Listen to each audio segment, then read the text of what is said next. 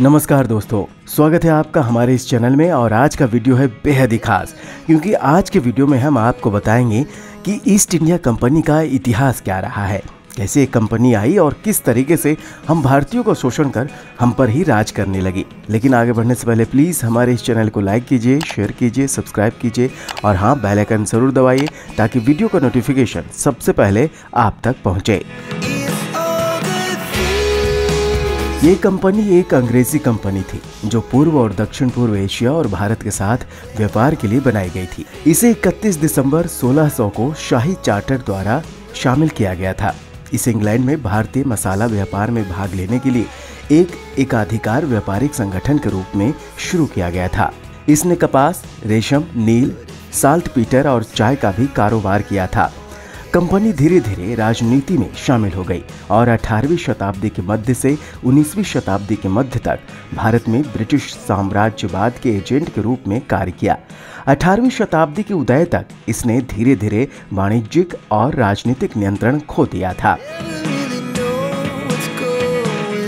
आइए अब आपको बता देते हैं कि ईस्ट इंडिया कंपनी विफल क्यों हुई।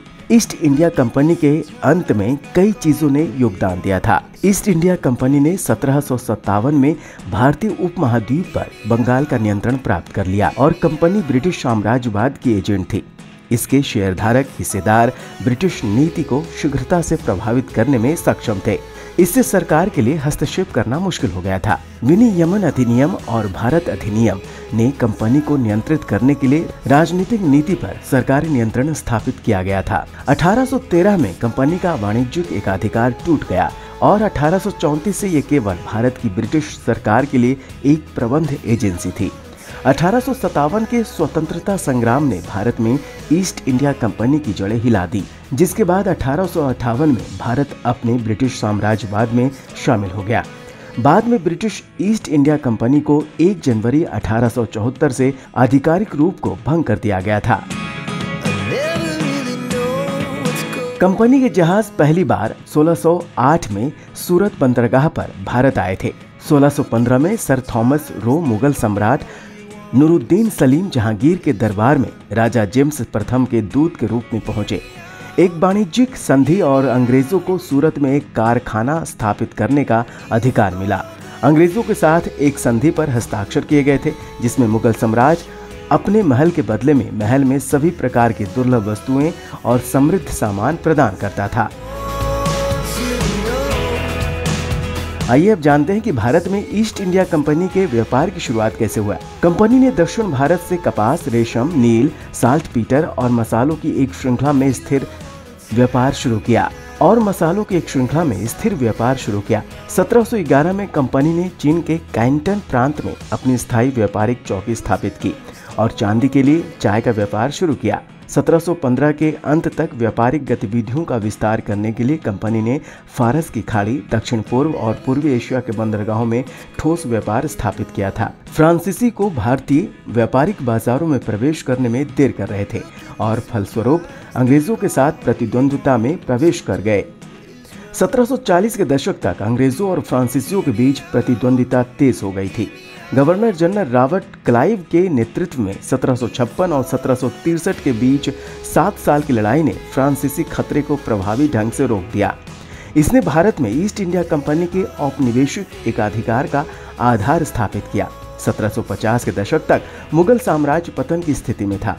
अंग्रेजों द्वारा कलकत्ता को धमकी देने के बाद मुगलों ने उन पर हमला किया।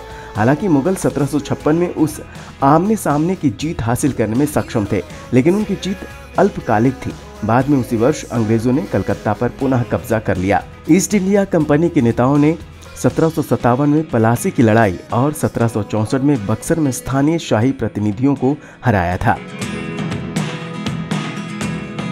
आपको बता दें कि ईस्ट इंडिया कंपनी ने 200 साल तक नेतृत्व किया। 1764 में बक्सर की लड़ाई के बाद मुगल सम्राट ने कंपनी के साथ एक संधि कर हस्ताक्षर किए और उन्हें प्रशासन का संचालन करने की अनुमति दी।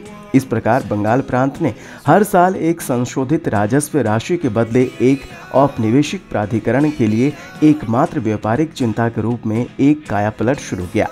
ईस्ट इंडिया कंपनी भारत के सबसे अमीर प्रांतों में से एक में नागरिक, न्यायिक और राजस्व प्रणालियों के प्रशासन के लिए जिम्मेदार बन गई। बंगाल में की गई व्यवस्थाओं ने कंपनी को एक क्षेत्र पर प्रत्यक्ष प्रशासनिक नियंत्रण दिया और बाद में 200 वर्षों के औपनिवेशिक प्रभुत्व और नियंत्रण का नेतृत्व किया। आइए जानते हैं कि ईस्ट इंडिया कंपनी का नकारात्मक प्रभाव क्या बना।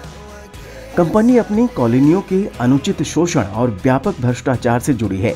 कृषि और व्यवसाय पर लगाए गए करों की मामूली मात्रा ने मानव निर्मित अकाल जैसे 1770 के महान बंगाल अकाल और 18वीं और 19वीं शताब्दी के दौरान अकाल को जन्म दिया था। अफीम की जबरदस्त खेती और नील किसानों के साथ अनुचित व्यवहार ने देश में काफी असंतोष पैदा किया। इसके परिणाम स्वरूप व्यापक उग्रवादी विरोध प्रदर्शन हुए। सामाजिक, शैक्षिक और संचार प्रगति के सकारात्मक पहलू काफी हद तक कंपनी के शासन के लूटपाट के रवैये और लाभ के लिए उसके वर्चस्व से प्रभावित थे। दोस्तों, इसी प्रकार की रोचक जानकारी के लिए हमारे इस चैनल को लाइक कीजिए, शेयर कीजिए, सब्सक्राइब कीजिए और हाँ, बेल आइकन जरूर दबाइए ताकि इसी प्रकार की रोचक जानकारी का नोटिफिकेशन सबसे पहले आप तक पहुंचे। नमस्कार।